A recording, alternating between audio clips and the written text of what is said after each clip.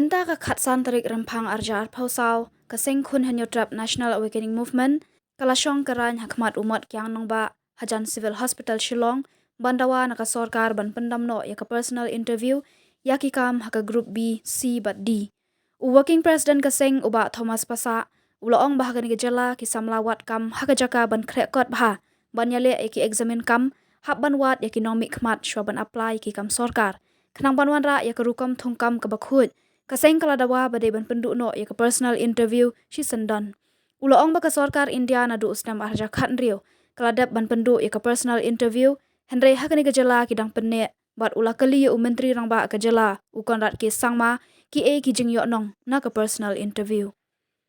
Ki onga dengan sedang tot di grup D ki sweeper ki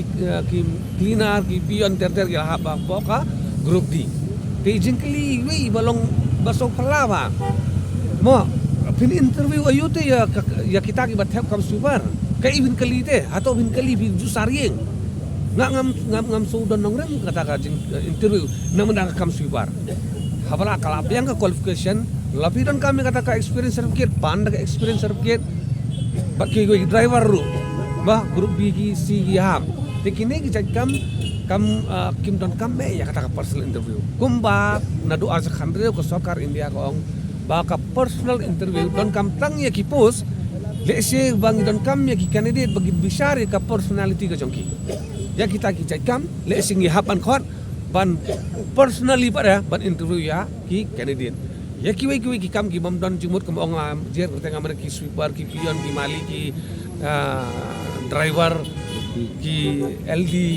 ngam tharai kan don kam su ya kali ke personal interview bat kum bakalong mentahi saya kirar baka personal interview kadai katakalan ban thep tu ya kiba itu jong no kepada kabor kadai kalan pan pisan lagi ba ban aikam jadi tanggapai kasong pada haka sorkar bat kini ki indru pemut ki jongi ki amalia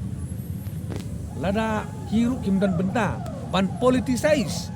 ya ka jingi okam jong samla kidai ban keren ya ka benta nama lada kis ngabjar kamut kiru ki dan benta ban politicize ya ka employment daga bat hep tu ya ki kat tu kat ne ki nong kerjaan ki jongki na ki konstituensi ki jongki kata kalau saya kedar pengen kemilanti ya kaba kamu kabar rasa kada jong sorkar bat jong ki no hikmat jong ki pakin keren